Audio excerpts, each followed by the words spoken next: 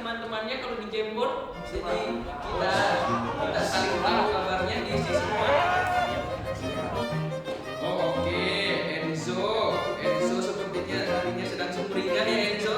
Sudah mengisi, oke, baik.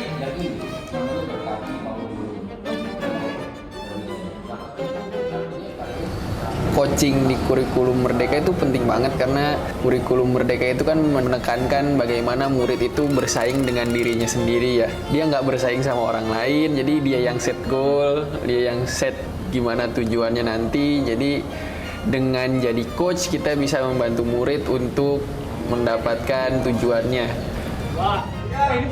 Lemari apa yang bisa masuk kantong? Sejak pandemi gue ngajar guru-guru melalui Kemendikbud secara nasional untuk kompetensi coaching atau mereka bilangnya modul coaching. Kepala sekolah wajib punya sertifikasi guru penggerak nanti di kurikulum yang baru. Nah, kurikulum Merdeka ini berfokus kepada siswa. Sebenarnya sangat menarik karena di kurikulum Merdeka ini setiap siswa dilihat sebagai individu. Dalam artian di kurikulum Merdeka semuanya itu champion. Dalam implementasi kurikulum Merdeka, kita para guru bekerja sama dengan para orang tua untuk memastikan bahwa anak-anak ini dapat mengembangkan potensinya, terlebih mereka memiliki keunikan yang masing-masing berbeda. Disiplin ya. Nah, pembentukan karakternya juga yang didapat dari dia kelas 1 SMA sampai sekarang dia kelas 3 SMA pun itu benar-benar membuat menjadi pribadi yang lebih tangguh. Jadi udah nggak kelemar-kelemar lagi ya.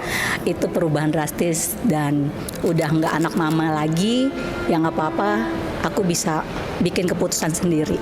Tapi produk yang memang punya impact untuk masyarakat, untuk lingkungan. Nah, kira-kira di sini kita Dengan adanya Plavko, di mana anak-anak berbisnis dan didampingi oleh seorang profesional dari sponsor startup, sehingga mereka mampu mengeksplorasi dirinya, mampu menggali potensinya, menjadikan pribadi-pribadi yang berani mengambil tantangan.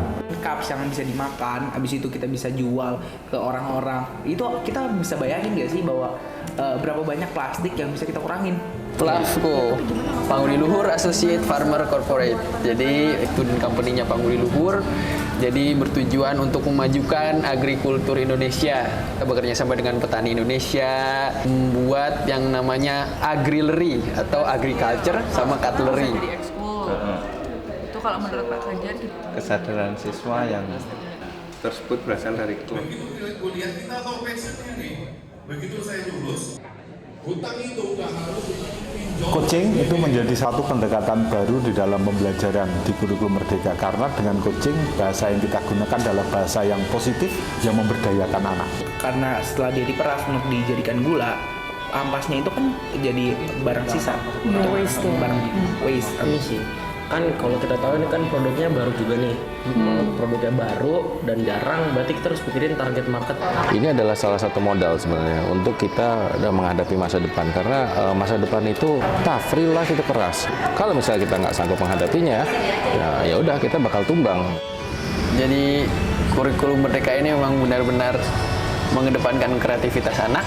Jadi anak-anak tidak cuma duduk di kelas, nggak cuma menerima teori, tapi dia harus kreatif, dan kreatif.